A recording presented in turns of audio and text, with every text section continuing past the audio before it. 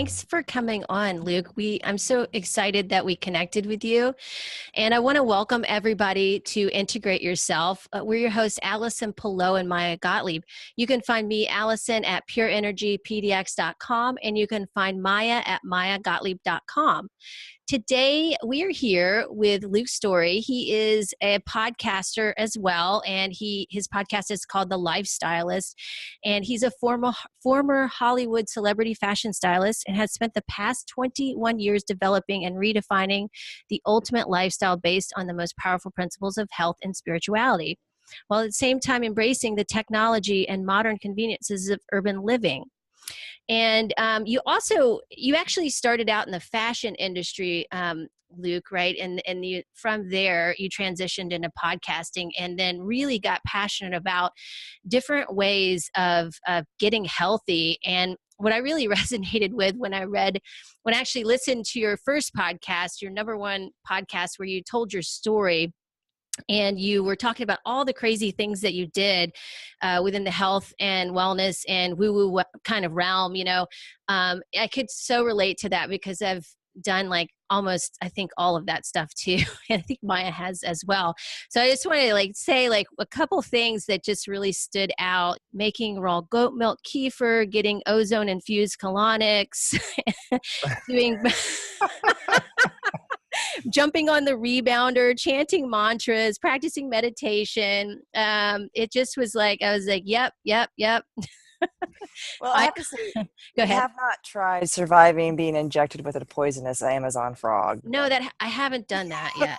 Yeah, it's funny. I was just talking to someone about the Cambo frog, and they were like, "Oh, that sounds awesome." And I said, actually, it's really not awesome at all. It's one of the worst experiences of my life. I do think I benefited from it, but you're poisoning yourself, and that is never meant to be fun. No. Doesn't sound fun.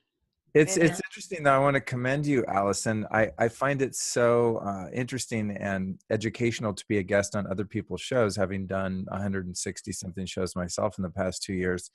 And as we were talking about before we started recording, or maybe we were, and you just show that too, but one of the most excruciating things about podcasting to me is recording the intros and doing the guest bio and all that. But I do it like a couple months later after I've done the interview. I could never, that would feel so much pressure being like, hey, today our guest is so-and-so and they do this and that, and kind of explaining the show. I just start the interview and put it in the can and then later on go back and do the intros. But I've noticed you and a few other guests that interview me, you just kind of do the intro live with the guests right there. So I actually do another intro for the actual podcast, just the audio part, but for YouTube, that's why I do that, because it's that's a good idea. Yeah, so it's easier than otherwise I would have to record my voice separately later, right? And attach it to the video. That's so interesting. I never thought about that. So when I post my video interviews on my podcast on YouTube, no one has any context. It's just like, hey, Joe, welcome to the show. And we just start. Damn it.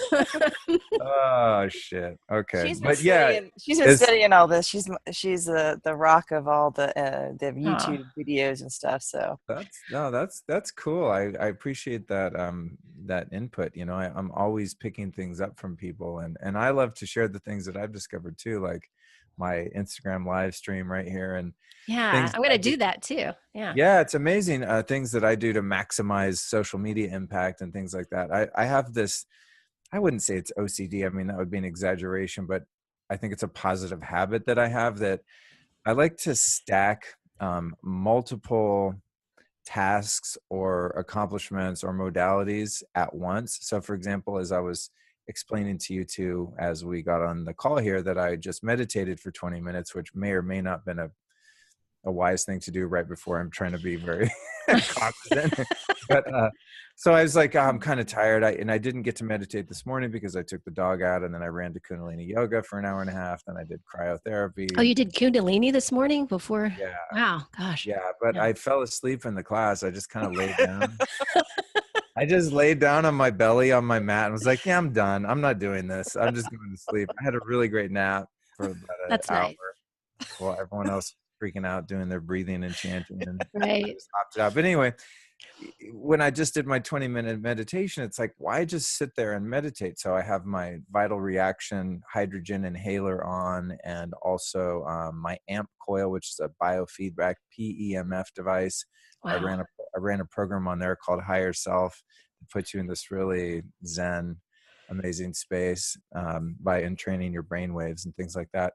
And then this other thing called the Nano V, which is a device that produces something called exclusion zone water in a mist, and you breathe that in, and it reduces oxidative stress, and it gives you energy without stimulating you. So that was what I did for those 20 minutes. But I also apply that to all things content creation and curation. So if I'm going to record a podcast, I'll blast it out on 5 channels at once, because if I'm going to sit there for an hour with someone, why only make a podcast when you could make 5 other things? I And agree. that sort of goes back to I used to say it's obsessive, but now I just say I'm thorough. Yeah, that's being Right? kinder to yourself, right? Yeah. I'm very thorough. I like to maximize my time. But yeah, all the health stuff, and the Cambo frog, and well, it's not really injections, to clarify. The Cambo frog, the way that that's administered is it can't be injected because you would die, because it's a poison. Oh, okay. So what the shaman do, I always forget if it's shamans, if they're plural, or just shaman. I think either way is good. I mean, What I think these shaman, though. Yeah, probably. what these 2 Shaw people did in Topanga Canyon when they administered the frog venom in me is they take a little piece of bamboo and they burn either, I think it's like 5 or 7 holes in your arm or in the back of your neck. And then they take a little stick, which has the dried frog venom on it, which is now sort of a paste, and they rub that into the burn. And the reason that they do that is so that it goes into your lymphatic system rather than your bloodstream. So you get the benefits of your immune system going like, what the hell is going on? And going on high alert. And also just the rapid detox and purging that goes on without actually dying. So it's kind of in between living and dying. It's amazing.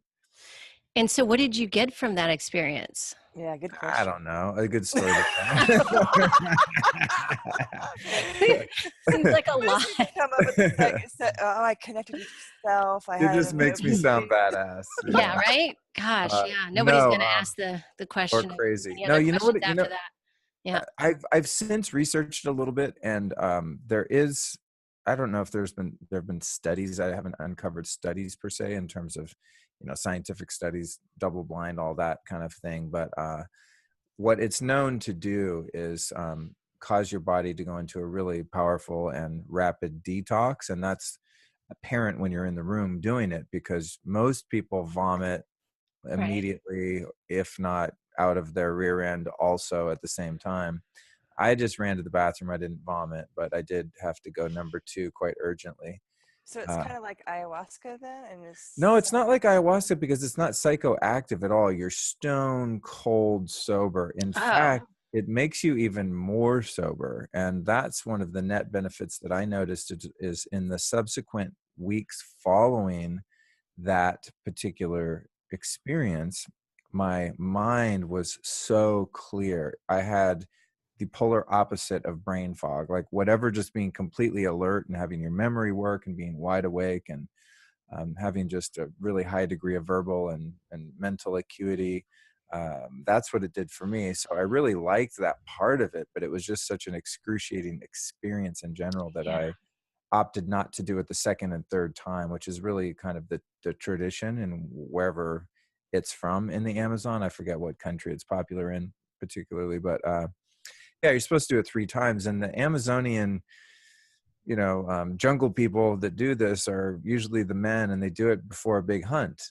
And it's, said to give them superpowers on the hunt, which sounds like some kind of voodoo jungle people, woo-woo stuff. But it made me really badass at navigating traffic.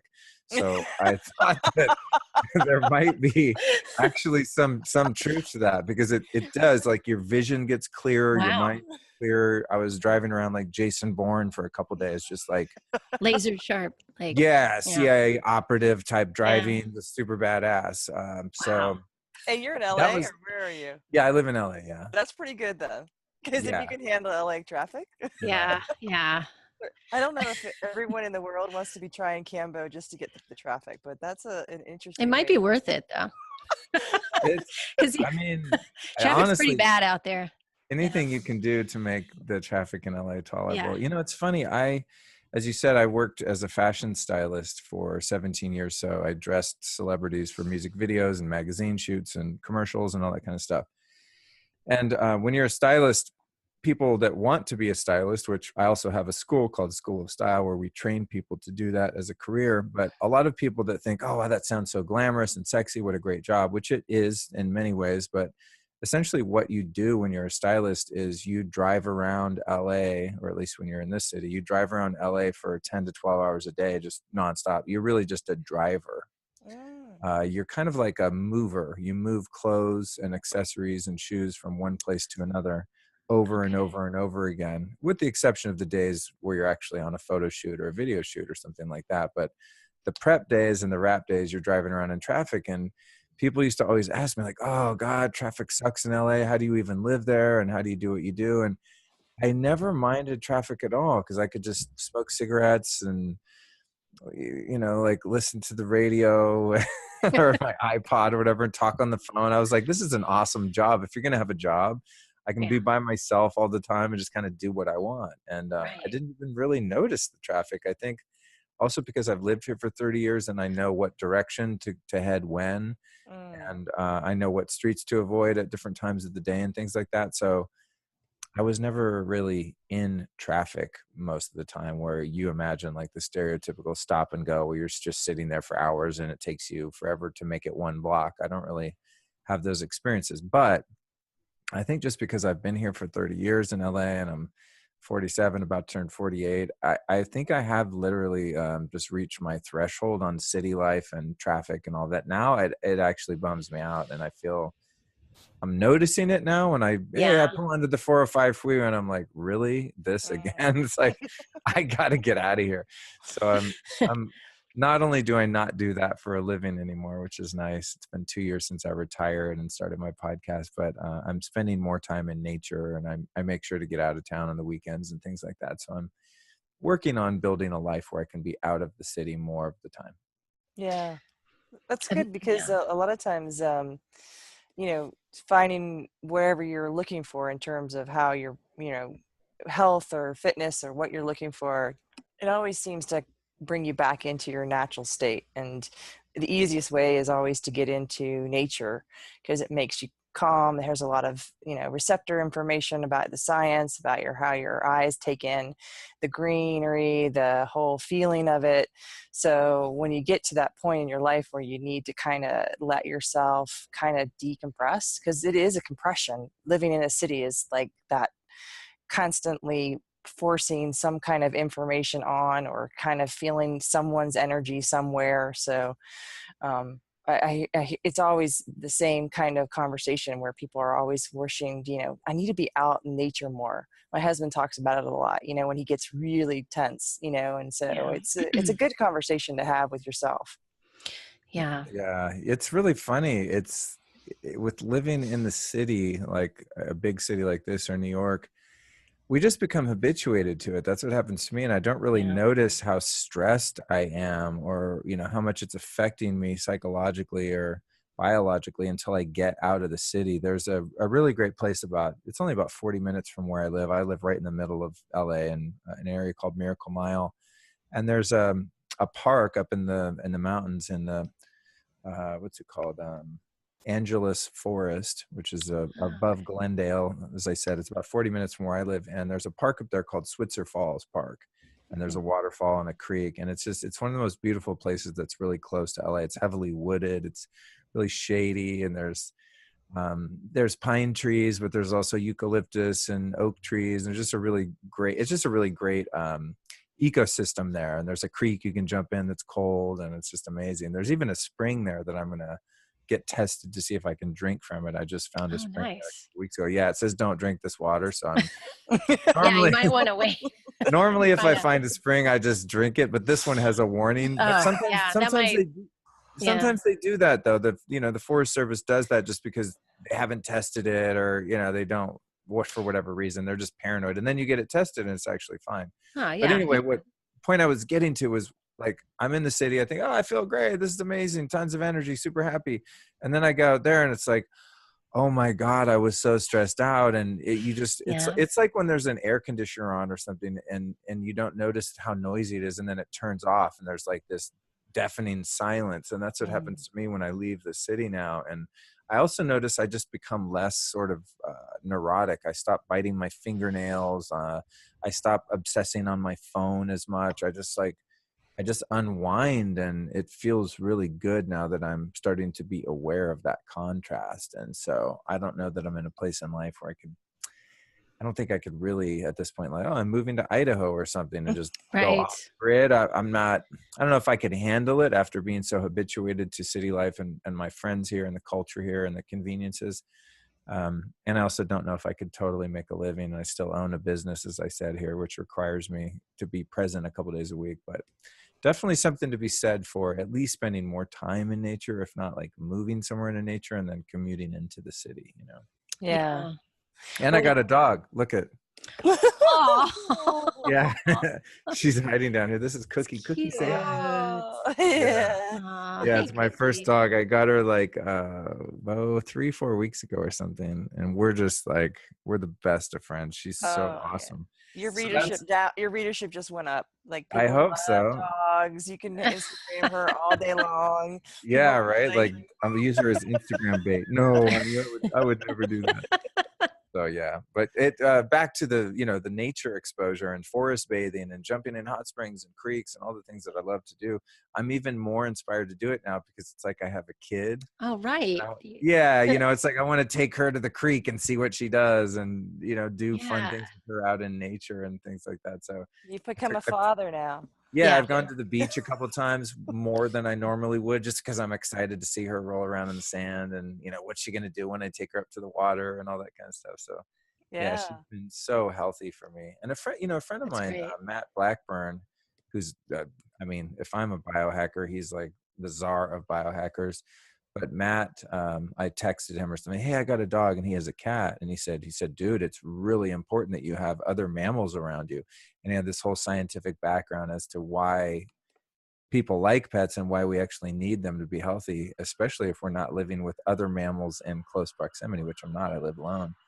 So the dog is a multifaceted benefit. It's kind of a health, it's like the dog's a health benefit or a health biohack too, just having a creature around that you can love and get love from, and just living in harmony with another mammal has its own value. So it's really fun. Absolutely. Yeah. So It's, Yeah. Calms really the quick. nervous system down too, right? oh Yeah. Just yeah. yeah. Yeah, Yeah, which I we talk a bet. lot I, about, but yeah. one of Go the ahead, things Maya. I was going to say was, you know, I personally never really understood what biohacking meant. Like, so That's I the literally, question I was going to ask. That's so funny. so like one of the things I just did was I actually Googled it just to see what does it mean, right? And Yeah. some of it is, you know, do-it-yourself biology or something about, you know, a crazy sounding name for something that's not totally crazy. It's a desire to be the absolute best version of yourself. So a lot of that is kind of you're experimenting with yourself to figure out what's kind of in your realm of making you the best. Do you kind of agree with that definition? Is that what you consider biohacking? You know, I've never really liked the term. It's so dorky and nerdy. I'm like, I would love to live the rest of my life and never refer to myself. I'm a biohacker. And no offense to like other biohackers out there, if that's how you roll. It's not, I don't mean to be disparaging toward other people, but it's just not a term I would like feel awesome about referring to myself as. But I don't know. There's no one's invented a better word. It used to just be you're a health nut or you're a health freak. That's what I Right. used to be. It's like, oh, Luke, oh, he's a health nut. And that's just someone who takes a lot of vitamins and does a lot of self-care, acupuncture, massages, infrared saunas, colonics, like all the I stuff think I that's the started. basic. I think there's a Yeah. whole other level. Like Well, what I mean, you I'm, told us, like I I said, have my no idea what those some of those mister that you talked about, what that thing does to your, you know, like I probably would look at it and go, oh, that's a, you know, a humidifier, which is, you know, activating a neural response in your brain. Like that would be something I understand. But like the names of certain things, I'm like, what is that? Like I've there's never. a lot there's a lot going on with that. To me, me, to answer your question more specifically, I'll just go ahead and use the word biohacker. You brought it up, so I'm just. I mean, yeah, somebody please come up with a better word. Yeah, I agree. But it's about hacking your biology. So if you have a computer and your computer comes with hardware and software, right? And I think this is probably where the term originates. So if I got a computer here in front of me and it's this hardware and software, and I have no clue how to really operate it other than what's on the manual that it comes with, so everything's like out of the book, I'm going to have a limited capacity to use it to its full potential. And likewise with the human body and my body, while I don't have any desire to go to med school or get into medicine per se, I really believe in preventative medicine. I believe in the functional medicine model, wherein you have an understanding of your body, and when something goes wrong and it's not performing in ways that you wish it was, or that you're getting sick or having any sort of issues or pathology, that rather than looking at the symptom, which is what Western medicine does, I can go to the root cause. So it's like if my iMac sitting in front of me freezes up, which it did the other day, I have no goddamn clue how to take this thing apart. I don't know what's inside this glass and metal thing. I mean, it's just a piece of crap. If it dies on me, I don't know what to do with it. And to most people, their body is like that. And I also don't know what harms my computer. Oh, you're supposed to turn it off every night. I had this computer for like 2 years, and then my tech guy was like, you turn it off every night. I'm like, what? Turn it off? I never even thought of that. He's like, yeah, dude, you can double the life of your computer if you turn it off every night. I was like, oh shit. So when something goes wrong with my computer, I have to take it to Apple and be like, hey, fix it. I have no clue. But with my body, I have a fairly good understanding of what can go wrong with it. And if I'm having a symptom, I have a pretty good guess most of the time at what is, what's causing that symptom, and I can do something to address the underlying cause. So I liken biohacking sort of to learning how to work on your own car and opening up the hood and really, not just reading the manual, but really toying around with it and finding the best way to make your car perform with efficiency and longevity. And when something goes wrong, you might be able to just open the hood and tinker around in there and fix it yourself rather than having to take it to the mechanic every time. So having been a biohacker for a number of years, even, many, many years before that term was ever coined, it's very rare that I have something happen where I need to go to the doctor. I mean, going to the doctor to me is like, what? Go to the doctor? If a friend of mine's going to the doctor or taking pharmaceutical drugs or has to get a surgery, to me, that's like totally weird. I'm like, wait, what? Going to the doctor? A hospital? It's like, huh? I'll only do that if it's just absolutely an emergency or if I've exhausted everything that I've tried. And, and God bless doctors and hospitals. And listen, when I need them, I go. But I find most of the time through a little research, I can find some sort of healing modality, some sort of herb or supplement or technology that either prevents me from getting sick or having an issue in the first place or helps me to treat it. So, for example, this afternoon, right after our call, I'm going to a place called Peak Brain LA, which, by the way, you people watching on Instagram, I'll be doing a live stream of that experience. But I'm going to get a QEEG, which is a brain scan. Mm-hmm. And that brain scan is going to tell me the health of my brain, what's going on with my different brain waves, and just how my actual physical brain is performing. And then I'm going to start a new protocol with them of something called neurofeedback, which is a technology that you use to, it's like a biofeedback technology, essentially, where you train your brain to upregulate certain brain waves and downregulate others depending on what your goals are. So I've been using that a lot to optimize sleep and anxiety and different things like that. But lately I've been having some issues where my sleep patterns are really weird. I'm really energized at night. I can barely get to bed by 1 o'clock. And then I'm not that great at sleeping in. But so I'll wake up in the morning, 8:30 or something, not having gotten really good rest and not enough of it. And I'm super tired. So I'm just in this weird cycle where at night I have tons of energy. I'm super happy and all that. And then in the morning from like 8 until 1 or 2, I'm really groggy. And it's just like, dude, I'm way too healthy. What the hell is going on? So I'm going to go have them read my brain and see what's up. and then they'll be able to fix it. And I already went in twice this week.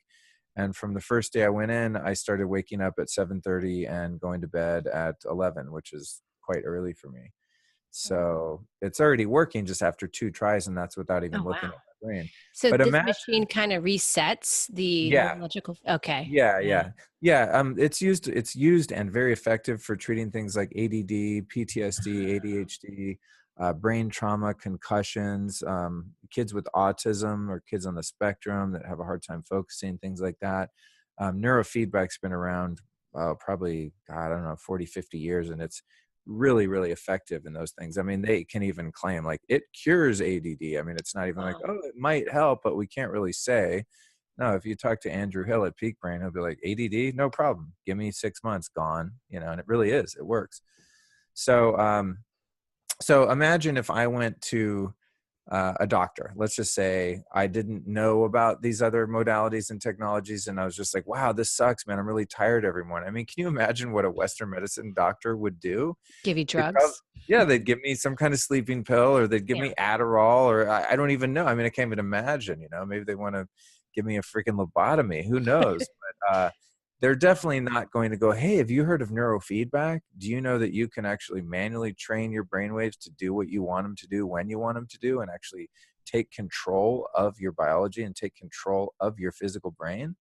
I mean, that's pretty cool to be able to do that. So I'll be hacking my brain in a sense today. I'm taking my computer that's inside my skull into some experts, hooking it up to some very advanced technology, and having them show me on a computer screen what my brain's doing, how healthy it is, if there's any issues with it, and then I'm going to fix it without ever doing surgery or drugs. Huh. And that to me is biohacking. It's a sense Cool. of responsibility for your own biology and well-being. And when you have responsibility, you can't be a victim. I don't like being a victim of my environment, circumstances, food, genetics. It's like, no, we can change all of that. That's Why great. suffer in this meat suit? I mean, if you can feel great, like, why feel any other way? Yeah, I think we're doing a similar thing. I love that explanation and your definition of that for yourself, because with the biohacking thing, I think that our version of it is more integration. So that's what we talk about, and it's more looking at the body from a natural, from nature standpoint, which is how I think in earlier years people used to look at the body and use the analogies of nature to fix the body or whatever, or help the body. It turned into more mechanical, and now it's kind of more, we use the analogy of the computer now for the body. But I just think that's interesting how that's changed over the years, and now Yeah. yeah. Well, it's So funny in terms of, going back to what we're saying about just getting into nature and things like that. Most of my recommendations to people involve things that are not technology and are free. And if they are technology, they're things that mimic natural phenomena or natural occurrences on the planet. And Yeah. so one of my top recommendations is getting a lot of sun all over your body for people that are so situated. For Yeah. people that aren't, you can use technology like low EMF tanning beds to get your sun if you're living somewhere where there's no sun. You can use, Portland. yeah, In the winter time.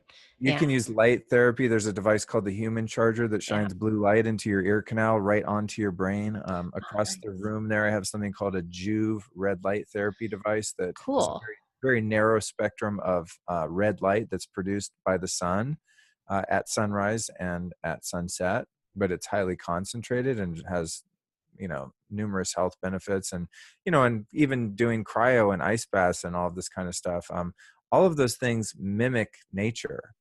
And so a lot of the technology stuff sounds really geeky or unnatural, but to me it's like, and the same thing goes for supplementation, we're so far away from the mark in terms of what's going on the planet, especially when you start looking at non-native EMFs, electromagnetic fields that we're being exposed to. That's all of the Wi-Fi, cell phones, cell phone towers, smart meters, just the 60 hertz grid of our power system, the power inside your house, all these devices, our phones. This stuff is just a disaster, and we don't even the public is largely unaware of how dangerous all of this stuff is, but here we are. We have this technology. I'm using it right now.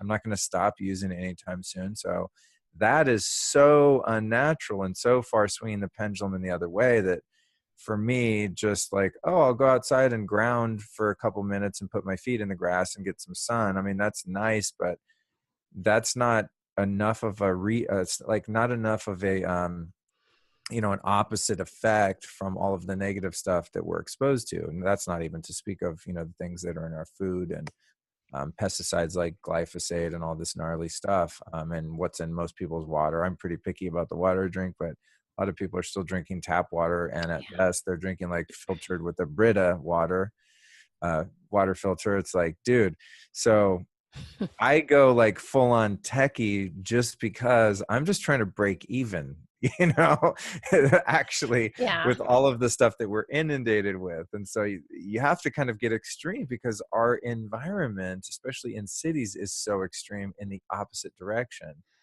And I Yeah. mean, I don't know. Like I said, I'm not in a position where I really want to go live in the tundra of Alaska or something and just be totally off grid. I just can't do that right now. That would be optimal. But still, the fact remains that there's 47 years worth of damage that I've done to my body from being exposed to this really toxic industrialized world that we live in. So if I want to be healthy and thrive, for me, I've got to be quite proactive about just mitigating the damage that's been done and the damage that's happening, let alone becoming optimal and even above average, because you can't even be of average health if you're not doing any of this stuff. You're going to be below average health because the human body is not meant to withstand the threshold of toxicity that it's exposed to just in day-to-day life. So a lot of what you're saying, we kind of give a lot of easy fixes to that scenario, and it goes down to more a cellular understanding, the energy that you carry like in your liver into your cells and stuff. And what we try to bring in is that it's not as complicated as always having to find another thing to help reduce the stress of this and that.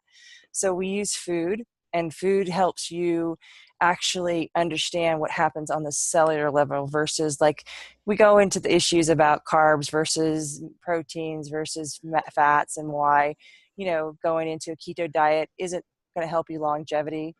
A lot of the times we like to help people understand like what you're talking about with the brain mapping.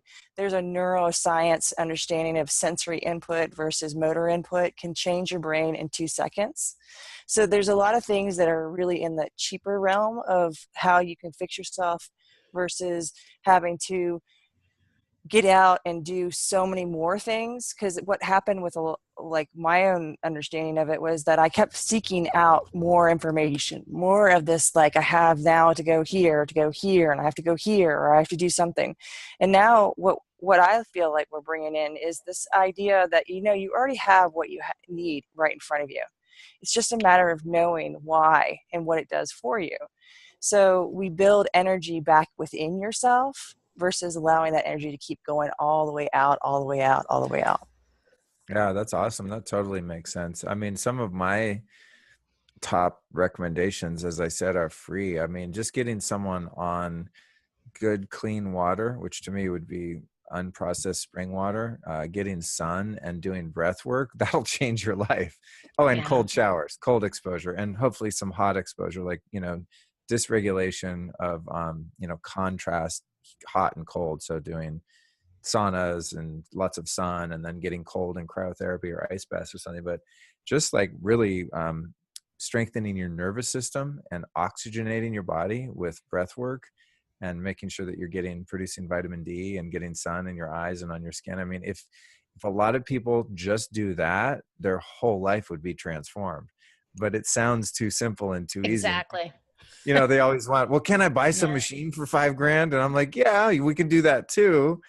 But honestly, if you just eat foods that, for me, like the diet that would work for everyone is a diet that's not inflammatory. And so whatever you want to call that is just a diet that doesn't set your freaking body on fire. And there are some foods that are more inflammatory than others, but there are some foods that are inflammatory for everyone. It's just a matter of how sensitive you are to them. I'm pretty sensitive to wheat and gluten. I'm not celiac, but that particular food group and grains in general are really inflammatory for me. And so I avoid them. I don't do it perfectly, but I do my Yeah. best, and then I try to eat foods that are very nutrient dense, and I seem to do pretty well with the food stuff, but I also forget that a lot of people don't even realize that they're eating a pro-inflammatory diet, for example, because it's just what their culture eats, and it's just normal. And even like the gluten-free thing, it's funny. For the past like 3 years, I keep trying to eat gluten-free stuff, and it always Yeah. hurts my stomach worse than actual gluten. I don't know what they're making this gluten-free shit, but I'll go get Yeah. a gluten-free pizza or something. And then like I literally have the worst cramps in 2 hours. I'm like, what did I eat? And I didn't eat gluten, did I? I'm like, no, I ate gluten-free. It's like almost worse because Yeah. they're made with weird grains that are Right. almost as inflammatory, if not more, than the wheat itself. It's weird. I think Yeah. I do better just not eating grains. I think that's what I've Yeah. come to. I think for most people, starchy carbohydrates are pretty hard to digest, and especially when it comes from a bread or a pasta. But you may do. I mean, most people may do better if it's like if they're eating it like in Europe where they're actually fermenting it and stuff. But Yeah. definitely not in the States. And I'm the same way. I really don't do well with grains. Yeah, I'm with you on It that. just sucks because like pizza is the best food in the Yeah, world. there's one pizza that I can actually tolerate. It's the Against the Grains brand. Oh, really? It's basically Brazilian cheese bread, a pizza Oh, on Brazilian cheese God. bread. So it's Bread pretty and good. bread and cheese are like my favorite food. It sucks so bad that I really can't Yeah, eat those but it's those. gluten free. But I don't know That's if that cool. would. Yeah, No, but hey, that's cool. you could try that. And Yeah. there's no grains in it at all. It's just cheese and tapioca flour, I think. Oh, Yeah, nice. yeah. That's good. It's, like in Brazil, that's something that they traditionally make. They don't really have wheat there. I don't think they grow it there. So they have to use they use tapioca flour in a lot of things. So Oh, that's what those little cheese-filled little puff yeah. balls are in Brazil. Yeah, I used to Mhm. eat those all the time when I was there. Yeah, they're Yeah, great. it's funny. I think about that because Brazil is one of my favorite places in the world, and I've always wanted to live there at least part of the time. And I'm like, what would I eat? And it's pretty much when you're in Brazil, I mean, except for beans, but pretty much everyone just eats meat and vegetables. They're almost like paleo. It's weird, Pretty much. Yeah. with And the a lot of exception fruit of too, yeah, right? yeah, that's Yeah. true. With the exception of the beans and like heavy fruit. But if you go to like an expensive restaurant in Rio, it's pretty much going to be a zillion kinds of meat and cheese and vegetables. Oh, So wow. I found, Yeah. yeah, I found eating there. I was like, oh, this is actually pretty easy compared to Yeah. some other. If you go to Italy or something like that, good luck being gluten free. Oh, yeah. You can't. That's impossible. So I'm guessing all these things you went through basically resulted from kind of recovering from the addiction that you had earlier in life. It says, also I noticed like it says pranic healing and you're breathing through your chakras and stuff like that. So, and you started using a squatty potty, which is all the things that we are all trying to do to get healthy. We're all trying these. I Yeah. mean, a lot of them actually do work really well. I have to say, I've been some of them I've really kept through the years, but if you think about it, they're all like ways of us really trying to connect back with ourselves when we've been so disconnected for so long, right? In ways of trying to kind of bring back the parts of ourself that we had lost along the way. Do you want to? I would love to hear like a little bit about your story of addiction because I've had some experience with addiction in my family as well, and it is it is very hard to go through with someone that you love very much. It's like my greatest gift and greatest curse all in one. And that's just that in the environment that I grew up in, there were just a lot of illicit drugs around. It's just the culture in the Bay Area in the 1970s and the culture in my family. And in that environment was, I grew up kind of in, I'd say, not in poverty, but lower middle class areas, I guess you could say. So there was just a lot of bikers and it was just low income and there's a lot of drugs, and that's a lot of the 60s hippies migrated out of Haight-Ashbury and moved north, honestly, and started growing pot and stuff. When the summer of love kind of died in 69, a lot of them migrated up there. And so everyone's parents did tons of drugs. There was a lot of drug dealing, drug growing, a lot of parents, including, not my parents, but boyfriends of moms and things like that, dealt drugs, imported drugs from other countries. I mean, it was the late 70s and early 80s. And so that was when I was 9, 10 years old, kind of really getting into that stuff until I was a teenager. And then I got sent to a really bizarre sort of cult boarding school for 2 years when I was 14. And I managed to clean up and I got off drugs for 2 years, which was great. And that gave me a little bit of a reset. And when I did that, I stopped doing crime that affected other people negatively. Yeah. So, and that's why I got sent there. And so I got some kind of moral compass back when I went to that school, which was great. So I stopped doing things that hurt other people. And so that's why I think I didn't end up in the prison system and kind of taking that route that a lot of drug addicts of my pedigree do. I had some sense of what was right and wrong, but I was just addicted and I kind of just had to keep that going. So I moved to Hollywood when I was 19 and was playing in bands and hanging out with all my rock star heroes and stuff from when I was a teenager. And I had a really great time for that first 5 or 6 years here. And it was really fun. You know, I was away from my parents. I could do whatever I wanted. I lived with reckless abandon. I had no rules. I just dealt drugs, did drugs, partied, had a lot of sex, just had a great time. You know, it was amazing. Sex, drugs, and rock and roll. Yeah, it was literally sex, drugs, and rock and roll 24/7. But the thing is, of course, there are side effects to living in that level of debauchery. And that period of life started, this is in my early 20s, it started to just get really dark. And I knew I was a drug addict and I knew I was an alcoholic. I wasn't the type of person that was in denial. I was just in acceptance of that's what I had to do to feel comfortable in my skin. And I had had a lot of trauma as a kid and sexual abuse and all sorts of things and divorced parents and was just really unhappy. And so I was constantly running away from my feelings and just sense of not belonging and feeling uncomfortable in my skin. And the only time I could be comfortable is if I was high. But eventually the methods that I used to feel comfortable started to have really dire consequences and side effects. And my life started to really unravel and it got really, really dark and sad and hopeless. And I sensed that things were about to really take a turn for the worse. So when I was 26, I checked myself into a treatment center and my mom helped me get physically into the place because I was incapable of kind of being anywhere at any given time or showing up for anything at that point. So she kind of corralled me into this treatment center. And that was on February 15th, 1997. And from that moment until this moment, I've never, ever once again had the inkling to take any drugs or alcohol in my body. Wow, Which that's is great. almost going on 22 years, which is just totally insane. And I attribute that to a couple different things. One, that I was really ready and there was a seed of hope in me that really wanted something different from my life. And there was just, 1% of self-love there that made it possible for me to fight for my life.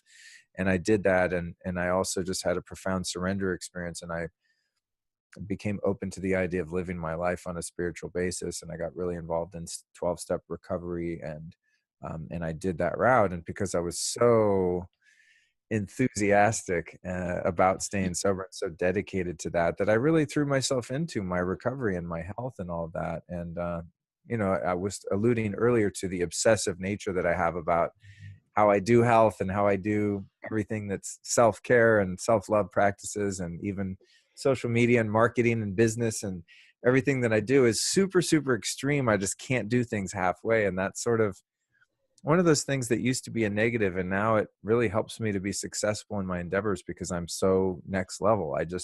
I can't do things in a passive sort of casual way. It's just the way I'm wired. And it's something I've struggled to try to change and be more moderate in my approach to life, but it just doesn't work. If I'm going to do something, I just go full fucking on. Yeah.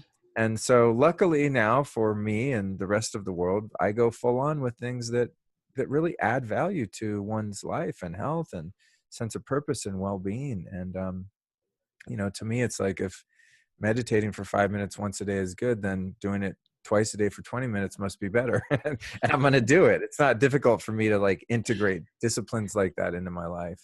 And Yeah. so I help other people discover those things. And a lot of the work that I do on myself and even helping other people is really more in the metaphysical realm than it is the physical. The physical stuff is more novelty. It's like, cool, Yeah. let's get the body operational so we can get the spiritual download and find out what our mission is here and have the energy and mitochondrial energy specifically to go out and use the vehicle of the body to accomplish what I'm here to accomplish. You know, I can't Yeah. just sit in the house and meditate all day because it makes no contribution to anyone else's life. So there's no real fulfillment in that. I might be happier for, you know, that on a temporary Yeah. basis, but there's no true joy in life without serving and without helping Right. others and, you know, developing that light within oneself and then sharing it. So that darkness that I experienced early in life is, as I said before, it was a curse that's turned into a blessing. And it really is like, you know, a hero's journey sort of thing, because I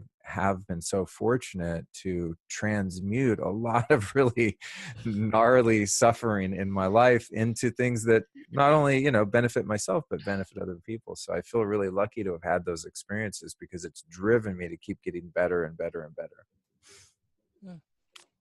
That's powerful. That is powerful. It's cool. And I'm, you know, I just feel so lucky. I mean, that's the thing, even on my worst day, just to be vertical is a win.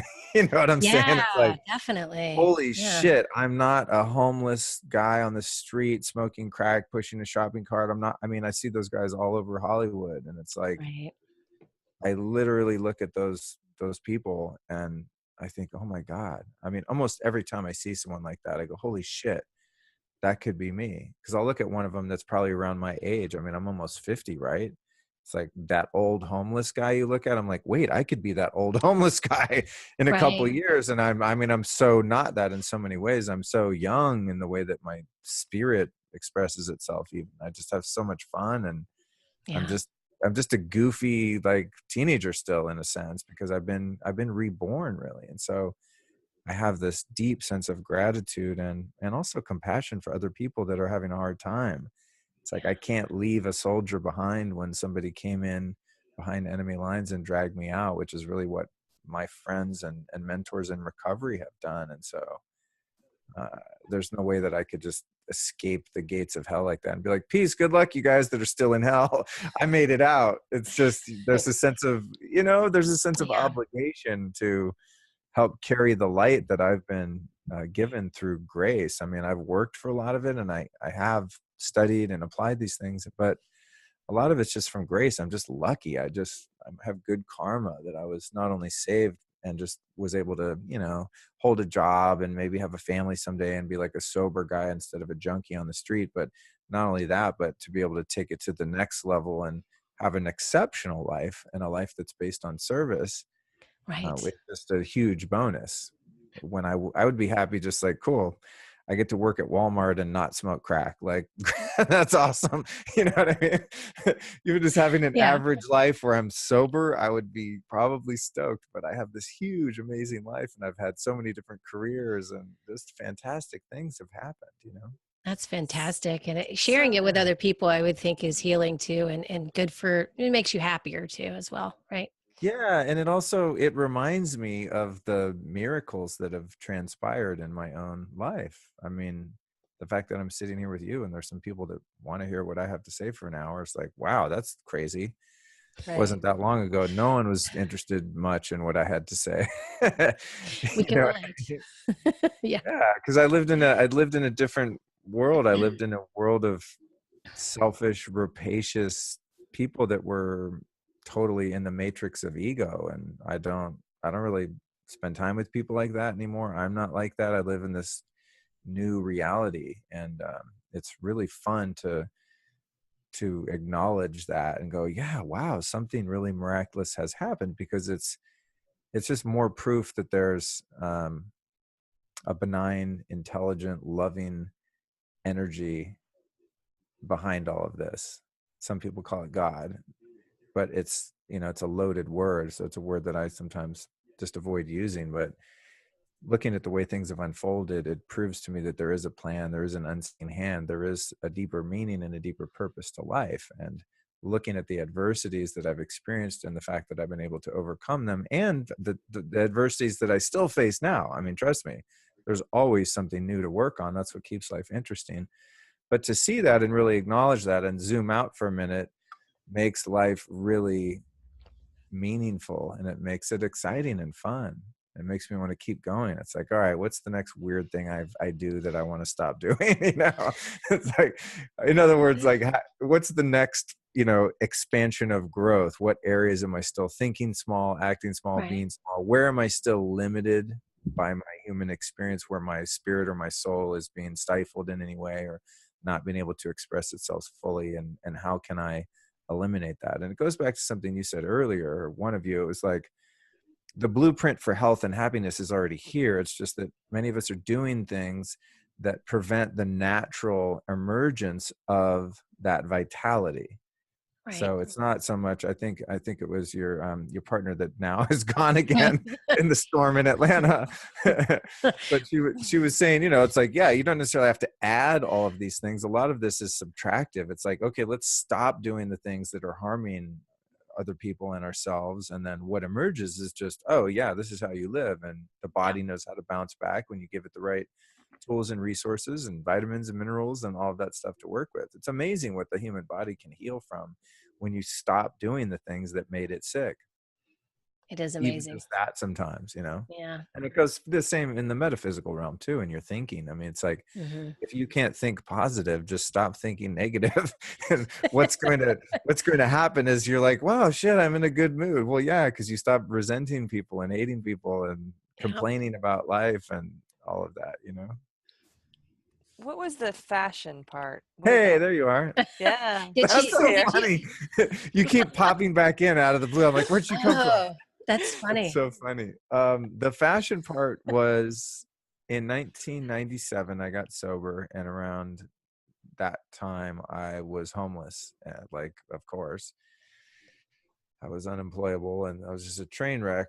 But I was homeless, and I had a friend who was a stylist, and she had been living in New York for a long time and moved back to LA right at the right time when I was homeless, and she needed someone to house sit. So I went to house sit for her. Her name's Kikai Mingus, and I always owe her a debt of gratitude because she would really launch my fashion career, which is now, God, 20 years in the making or something.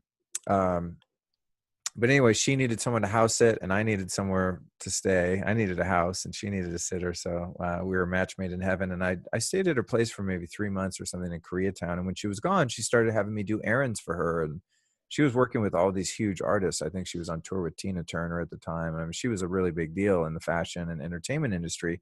And I didn't know anything about that, but I did really like clothes, and I'm very artistic and visual, and I love music, and I'm definitely a creative person. So she started having me go to Barney's and return a pair of shoes and kind of do a few things here and there. And I was like, oh, this is someone's job. This is really cool. And then I mean, yeah, and she made so much money. And I was like, oh shit, this is amazing, because I was playing in bands and she was the one that dressed bands. And Mm. so, anyway, she came back in town and shortly after booked Aerosmith as a client. And just by default and by her desperation of not really knowing someone more qualified or responsible, she was sort of in a position where she had to hire me. And so she hired me, and I was her assistant. So here I am, like a couple months sober and, 135 pounds, barely able to put a sentence together because I'm still really damaged. And she hires me to be her assistant working for Aerosmith. And we're doing the Grammys and the Oscars. And I'm sitting there in a room with Steven Tyler, helping him put on his freaking leather pants or whatever. It's just totally Wow. totally surreal experience. And but what was the divine, the unseen hand, as I mentioned earlier. It's so funny to think about, because in the late 90s, Aerosmith were the first publicly sober rock and roll band. Like, that was their whole kind Oh of marketing yeah. thing. They had That's this huge comeback, and they had all gone to rehab. And this is coming out of, yeah. Wow. the debauchery of the 70s and the 80s for them. And now it's the middle of the 90s, and they're like, hey, we got a big comeback. That song "Don't Want to Miss a Thing" was out for the movie Armageddon, and they were huge. And Yeah. they attributed their newfound success, or revisited success, on their sobriety, and they were very public about it. And that was really encouraging to me, because I felt honestly, it's so funny, as an addict, the ego is such a funny thing, but it's like we have a saying in recovery that, you know, you can be like a drunkard in the street laying in the ditch, and you're looking at all the passersby that have a job and family and they're happy and they have a church that they go to, and you're like, oh, look at those losers. You know what I mean? It's like you think everyone else are the losers. Meanwhile, like, you live in a crack den, and, you know, like, you're a prostitute or whatever. Like, your life is not Right. going, nothing against prostitution, but if you're doing it because you need to hit a crack, it might not be the best life choice. So Yeah. uh, I thought being sober was really lame, when it turns out the life that I was living was really lame, you know. But anyway, back to the fashion thing. It was just fortuitous that the one band in the world that I worshiped, by the way, I mean, I grew up on Aerosmith and Led Zeppelin, all this kind of bands. The one band that was publicly sober was the first job I had. Mm. Wow. That's And I incredible. got to sit down and talk to Steven Tyler and go, dude, how do you do what you do sober? And he's like, oh man, I got Joe Perry on stage, man. It's all good. You know, I'm like, I totally don't relate to that, but okay. You know, I'm homeless, bro. Like, I don't have Joe Perry next to me. I'm trying to play in my stupid little band. But that, you know, once you enter into the industry at that level, I had a really great resume, and I worked with her for a period of time, and assisting her and other, you know, stylists in Hollywood, and working with a lot of celebrities. And then eventually, the way that works is you become an assistant, and then you work your way up, and then eventually you're the key stylist, as we call it, and then you have a team of people working for you. And so, yeah, I went on to work with Kim Kardashian and the Foo Fighters and Marilyn Manson, Kanye West, and a zillion artists on my own after I had spent those years in the trenches as an assistant. And I did that specific job for 17 years.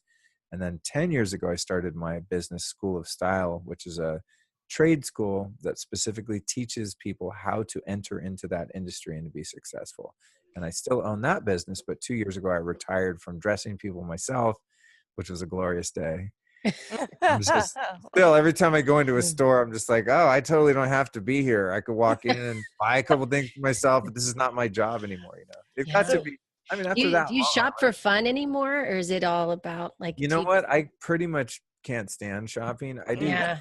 but I like clothes myself. I mean, part of my brand is, and something that differentiates me from people that are in, you know, the spiritual realm or in health and biohacking and stuff, is most people just dress kind of normal. And I really Right. like my fashion, the background, and I play music still, and I do all that. So I like clothes, and it's part of my identity. But I usually just shop online, and then I get a bunch of boxes sent to the house, and I try stuff on and I send it back. I really don't like driving around LA and going from store to store and Yeah. shopping and stuff. You know, I would Yeah. rather be out like swimming naked in the hot springs out Yeah. in the woods, or, you know, I'm like not Yeah. a city person, which is weird. Most people think I'm really into fashion and like Hollywood. I don't give a shit about that stuff. I mean, I want to go cover myself in mud and like lay in the sun somewhere. That's a That sounds perfect day. good. Yeah, Yeah. it's a perfect day to me. But the city's my hustle. This is where I make money, and this is Right. where my community is, and it's a place where I can reach a lot of people. But yeah, the fashion, you know, was really fun, and I played music for 15 years into that as well. And you know, I just found that I was more successful, I guess, financially by dressing musicians than being one. I never really could make good money playing music. And so So, eventually it was like, well, I might as well just dress musicians. At least it's creative, and it's close to being one. And now I just play music for fun. You know, I stopped trying to make money from it, and it's a lot more fun that way. where do you think the fashion industry is going? Because there seems to be a debate, or at least someone had this conversation recently about where fashion came from and how fashion repeats itself, and then where now people like to go with the goodwill. They like picking out things that are, you know, kind of like things that years ago in the 80s would have been like faux pas, right? You got this whole Yeah. idea of like, you got a t-shirt with some, maybe golf pants on, or golf shorts, or something that's been like torn or whatever, but it's all just like, it's not even grunge anymore. I don't even know what to call it. What would Well, you even say? like some of the Christmas or Cosby sweaters I've seen like younger kids wear. I'm like, wow, like really?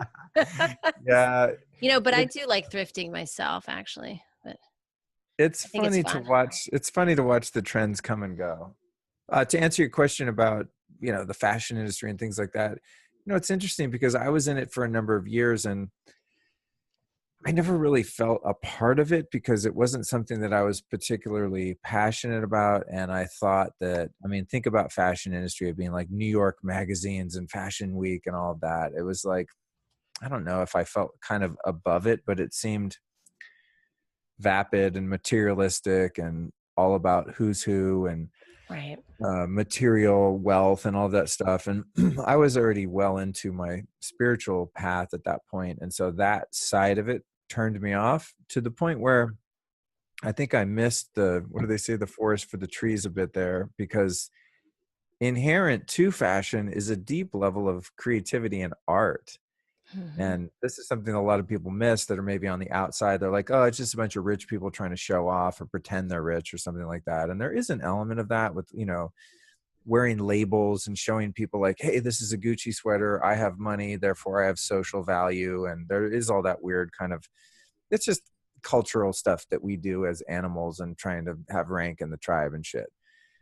But beyond that, I mean, when you really get into true fashion, like couture clothing and designer clothing, I mean, there really is a different energy to it. And there's so much care that goes into the design of it and so much creativity that it's like wearing art. And there was a certain point in my career, because I love art. I mean, I'm not like an expert in fine art or pop art or anything like that, but I do appreciate photography and just kind of all forms of art and beauty. I'm a very visual person and I just love beauty and things that are thought out and deliberate. And I love pretty neighborhoods and manicured lawns. I just like when things look nice.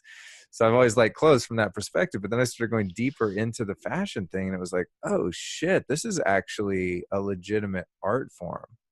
Because I worked for a designer for 2 years also, and I got to see something come to fruition out of thin air. I mean, he would have a sketch pad and just be like, oh, this would be a neat shoulder and I'll make the sleeve look like this and it'll have a big belt. And he'd do these little cartoon sketches. And then next thing you know, there's a pattern being made and materials being picked out. And then someone's cutting and sewing it. And then there's a supermodel coming in the store, putting it on and wearing it on the cover of Vogue magazine. It was like, oh shit, this is actually really creative and cool.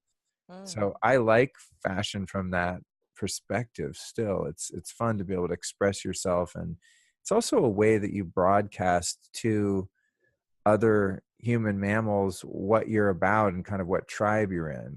When I see someone who dresses a certain way, maybe it's a little bit like me, it's sort of an indication to me that we might have something in common, where if someone's from a totally different tribe, I'm not as likely to probably engage with them. Not like I would hold anything against them or be discriminating, but it's just like, oh yeah, he's in that tribe. We're not in the same tribe. So it's a way that we also, there's like nonverbal communication in what we wear too, which I think is interesting. And also the psychology of, the mating ritual of what we wear. Of course, I mean, most of us wear things on some level to attract a mate, Right.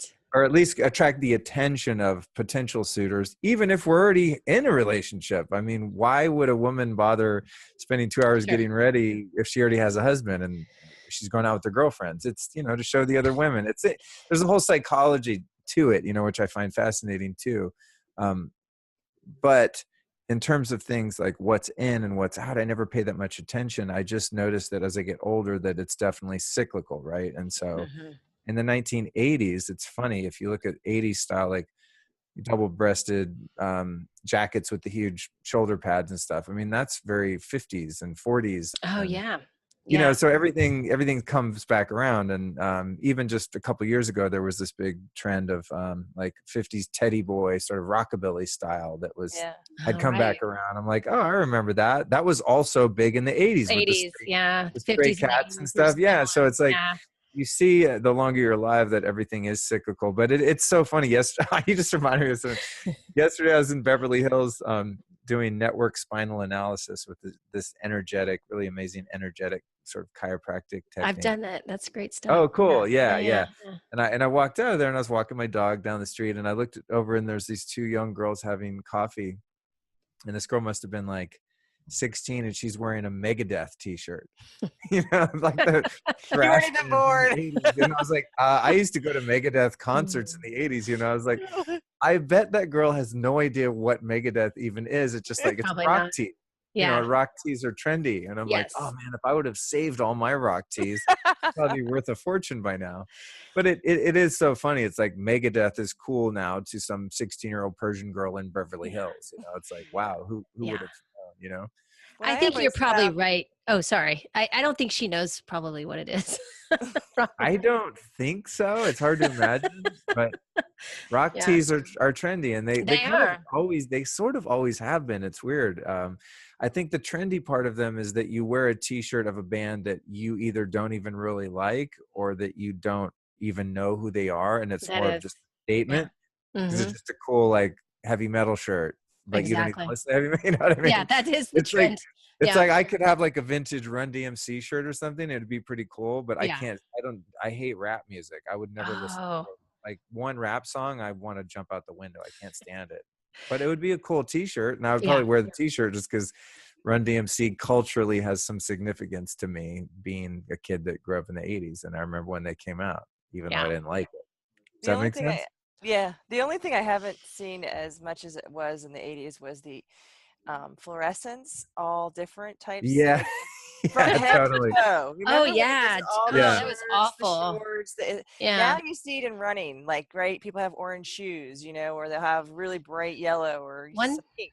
But other than Yeah. that, I haven't really seen that like induction Oh, of well, actually, the people do wear submersion. a lot of that, and they wear a lot of fluorescents in Portland because it gets really dark, especially in the wintertime, so Oh, that you can okay. see them. Well, at least But on bikes, but one thing I hope never comes back are the crazy pants. I don't know if you guys remember those. oh, the wrestlers Um, wear them or they're the like the bodybuilders. bodybuilder pants, but then Yeah. chefs started wearing them too. Do you know what I'm talking about, Luke? are you talking about Those, the big puffy like yeah, Right, MC Hammer MC pants? Hammer. yeah, Oh yeah.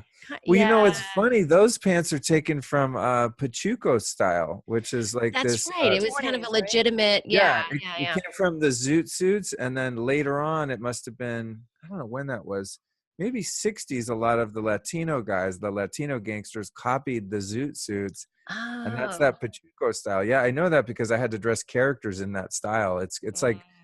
now you have cholos, which is like the Latino kind of gangbanger look, but before that you had lowriders, and before that you had right. Pachucos. And the style is always really baggy like that, but that was that zoot suit style. It's really popular in Orange County, and even some of the like punk rock bands like Social Distortion used to sort of dress like that too. They Oh, took really? that kind Okay. of, yeah, that 60s and 70s lowrider style was like a punk thing too. It's so funny how all that works. I You, know. Yeah. you have any ideas of what's coming down the pike? Oh my God. Can you imagine? But you know what I want to see that's coming down the pike? And I already put them away. Otherwise I could show you on camera. But what I'm excited about is EMF proof clothing. Ooh, that's a great Oh, idea. I Yeah. wonder how what they would make that out of though. But that doesn't look ridiculous. Yeah. I already got a hat by a company called Blue Shield. They're out of New Zealand. They make this really great EMF protection devices. I have one right now in my pocket that I carry around. It's called Scalar technology. It's a Ah, long thing to explain, but anyway, they sent me a hat so I can wear that when I'm on an airplane or in a really high EMF environment. I mean, it's not really like fashionably my style per se, but it's worth it to not get brain cancer on the goddamn plane or whatever. yeah. And then this other guy from Austria, he made these they look sort of like a slim cut wool trouser that would be, they're pinstripe, like what would be in a cool suit or something, Hmm. but they're pretty narrow and they're really stretchy and they're EMF proof pants. mm.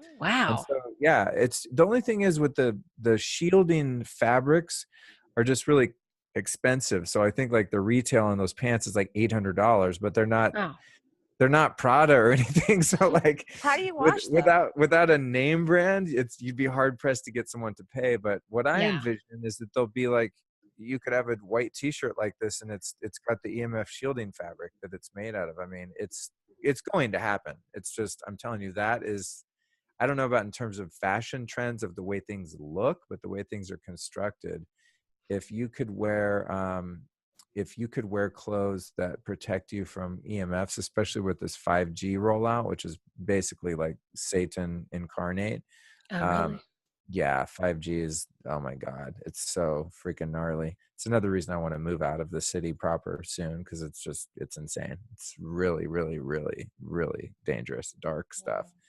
But yeah, EMF proof Wow. clothing. That's where I'm going. I don't know how it's going to look, but you could take any style of clothing and make it protect your skin from taking in EMF waves. Yeah. I didn't know Yeah. that. Yeah. I don't know how Yeah, you it's cool. wash it though. Like I just don't get like how you put like EMF like Well, it because depends it's on the kind of like material, right, that you use to make the clothes. I don't know what you would use, but It's washable. Yeah, okay. it is. there's all kinds of different materials that block EMFs, you know, and yeah, Well, they're I remember washable. years ago, Does copper was a hemp big block thing. it? Yeah. Does hemp? No, hemp doesn't Co- block it. Copper Darn used to it. be the first biohacking kind of thing where people would use it on their shoes. You know, you would install Yeah. it on your foot on your shoe and kind of create your own feedback grounding part. Yeah, So yeah. I mean, Yeah. and there's got to be Oh, yeah. wiring of some sort Copper. Is it, did you say in the copper? EMF. Well, You know, Yeah. like some of the fabric does have metal in it, but some of it does not. I mean, there's this shielding fabric now made by a company called GeoVital out of Austria, wow, and you can make curtains out of it to block the radio waves coming in from right? outside. Hmm. Just my next big mission is to turn my bedroom into a Faraday cage to block all fields so that it's like a really natural healing sanctuary. Wow. It's another story, but anyway, GeoVital makes this fabric, and it's sheer white cotton, sort of looks like a very thin linen. It's beautiful fabric, and it has no metal or anything. It's made out of a certain material that blocks 100% of electrical fields and radio waves. Yeah, it's crazy. Wow. Yeah, That's not incredible. magnetic though. There's three types of EMF: radio, electric, and magnetic. Magnetic's pretty hard to block. That Oh, comes Yeah. that comes out of motors and things like that. Hmm. Like your Interesting. refrigerator has a huge magnetic field, things, your blender, like things with an engine in it. Hmm. But the rest of them has to do with the wiring in your house and everything that's plugged into the wiring. Those would be Sure. the electrical fields, but those fabrics block that. And then the really most dangerous are the radio waves, cell towers, Wi-Fi, all that kind of stuff. And the fabrics block those too, 100%. It's crazy. yeah. That should be interesting. Yeah, right. I never put the phone to my ear. I don't know if a Oh lot of my people know God. that you shouldn't do that. Dude, I see Hopefully people know that by now, but I see yeah. parents with little kids, and a little kid is sitting there like talking on the phone and shit. I'm like, Yeah. oh my God. You know, it's like I have those codependent moments. I want to like save the world and feel responsible for everyone and shit, but it's none of my business. Right. I don't say anything to anyone about anything unless they ask. That's my policy. I'll sit there and watch someone like play Russian roulette, the gun, and if they want to do it, as long as it's not pointed toward me on the back end, I'm fine. But if they ask me like, hey, is this a good idea? I'm like, okay, do you have 2 hours? Sit down. That's Let me great. send you some links. You know what I mean? Open up a Pandora's box, right? Right? Yeah. Yeah. All my friends know, like, don't Mm. ask me for advice unless you have some time on your hands. I mean, your podcast is amazing. I would encourage everybody to check it out. It's the Life Stylist podcast with Luke Storey. That's pretty much your passion project right now, right, Luke? Yeah. It is, yeah. I had a bit of a strategy when I started doing the podcast, and the strategy had to do with just content marketing, which I've been doing for a number of years with my fashion school. And with my school, we had services before we had content. And so then we had a couple years of catching up to make sure that we had a lot of really valuable content going out that would serve as a marketing tool. So there was a reciprocal relationship between the audience. And so because I didn't have a product or service to sell anyone when I started my podcast, I just devoted all of my time and energy to making the podcast as high value and professional as humanly possible. And I did that for the first 6 months without having any source of income. And then eventually, you know, after 6 months, I started running ads on the show and stuff like that, which is still not like money you would live on, but it helps at least break even and pay for the expenses. So with the podcast, it was just like, cool, well, I want to get into this field and I want to have a voice and, you know, become a brand or a personality in the health and wellness and spirituality field. And in order to do that, you have to have something to say. And so for me, the obvious choice would have been having a podcast because I find writing to be really tedious. So I wouldn't have a blog, and video production, I'm too picky about the production quality. So it would be really expensive to make videos the way I want to make them. So I'm like spoiled from living in Hollywood and working in Hollywood. So like I'm super uptight about the quality of videos, unless it's a live stream or something. Right. So yeah, I was like, well, I can talk like a mother effer, so maybe I should just interview all the experts that I've been finding. And so I thought, well, God, I've been studying these people for 20 years, and I started seeking out some of those experts. And to my dismay, most of them immediately said yes to doing the show, even though I had no real credibility in this end of it. I did have, some notoriety in my prior career, and I guess I kind of used that to get some sort of credibility, and started getting the guests and things like that. And it's just been a huge gift. So my main thing now is the podcast, but because I've had that and it's been successful, now I'm doing a lot of public speaking and some retreats and things like that. And so I'm looking forward to doing more, I would say, intensives with people rather than going and doing a one-off speaking engagement. One of my goals is to really create some very interactive experiential retreats that I can do with people, where we sequester them in a fantastic location in nature and really get them back to nature, and then work with Kundalini yoga and a lot of the spiritual practices and breath work and things like that while learning about all of the biohacking. So really to combine the spiritual experience with the health education. And that's the model that I'm leaning toward in the near future. But I'm still really busy with my fashion school. So that's, my main business. This is still kind of a side hustle, even though it is going really well. There's only so many hours in a day, but that's kind of where I'd like to go with that. And then I have at least 3 books trapped in my head. So if there are book agents or publishers listening to your show, keep that in mind. One of these days I'll be making the rounds going, hey, so I got some book ideas to pitch, I've had an interesting life, and I've learned a lot, and there's a lot to share. So I'd like to do that, but I want to do something a little bit different. I have some creative ideas in the way that I would do a book about some of the subject matter that's been covered by my peers. I have a little more of a artistic way that I want to present that. So yeah, some cool stuff I think on the horizon, but I'm still, nose to the grindstone now. My number one priority is just producing the most high value podcast I can and making it as professional as humanly possible, and really doing my due diligence to find the most meaningful guests, even if they're not the most famous, at least the most interesting, and the ones that are some of the hidden gems out in the world that I meet. That's the funny thing. It's like when I'll say this and close on the podcast thing, but when I started out, I was like, I need to get a bunch of famous people in the industry, like health industry and stuff on my show. And I did, and I do. But it's so strange that those are hardly ever the most popular episodes. Oh, really? And yeah, when I look at my downloads, the most popular episodes are people that are completely unknown. And my number one episode as of right now, it's so astonishing. It's just so funny, is with this kid, and I can call him a kid because he's a kid. His name's Matt Maruka, and the episode came out maybe 3 months ago. It was called Extreme Biohacking Millennial Edition, and he's an 18-year-old biohacker from Philly. And I met him at an event that I was speaking at Cap Beauty in New York last year. And he's like, hey, man, I know a lot of stuff. I want to be on your podcast. And I was like, oh, yeah, kid, what do you know? And he started, spitting some game. And I was like, shit, this kid's really smart. You do know some stuff. I was like, all right, I'll have you on my show. And it was never done a podcast, doesn't have a website. Wow. No one knows who he is. He's just some random kid that came to my event. And he's my number one download. That's amazing. That's awesome. Yeah, over, Dave Asprey and David Wolfe and Neil Strauss and John Gray. And I mean, just tons of people in personal development, health, Byron Katie, spiritual teachers, and Matt Maruka from Philly. That's great. I don't know if it was it was a 3-hour episode too. Oh my God. So I think it must have gotten shared a lot because it was a good one. It's a mystery.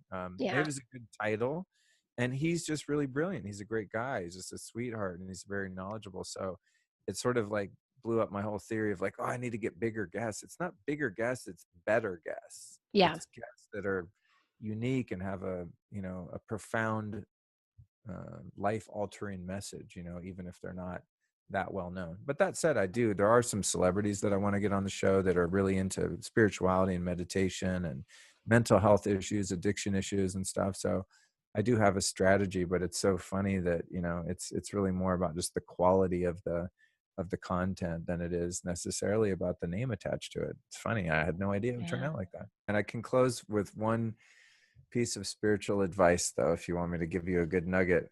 Sure. Good. Uh, don't ever, don't listen to your mind. Interesting. Yeah. Okay. Yeah. The mind is not to be trusted. Unless you're trying to do a math equation, then it's great. We're But don't. crossing the road, right? Yeah, yeah. I always say my mind is a bad neighborhood. I try to stay out of it. You know, it's too many dark alleys in the mind. But I think that's the issue that many of us have spiritually, is we try to figure it out on a linear intellectual basis, and it's in a different dimension than that. The spiritual realm Yeah. lives outside of, although it's inclusive of course, the mental realm, but thinking your way into being spiritual just doesn't work.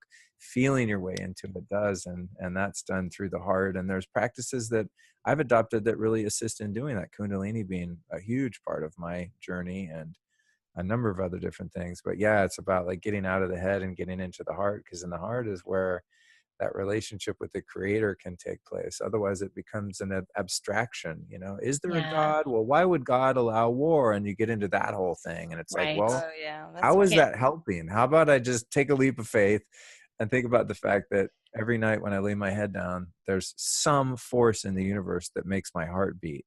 I mean, that's all you need to know. There's something there. I don't know what it is, but I really love exploring and seeing if I can get closer to it. That's awesome. Beautiful. Yeah. Thank you. Thank so you, Luke. It was so great to connect with you. And if you guys want to connect with Luke, it's lukestorey.com, and you can find him, his podcast under the Life Stylist podcast. Thanks again, Luke. We really appreciated having you on the show and connecting with you today. So thanks again. Thank you so much for having me. It's been a really fun conversation. Yeah. Same here.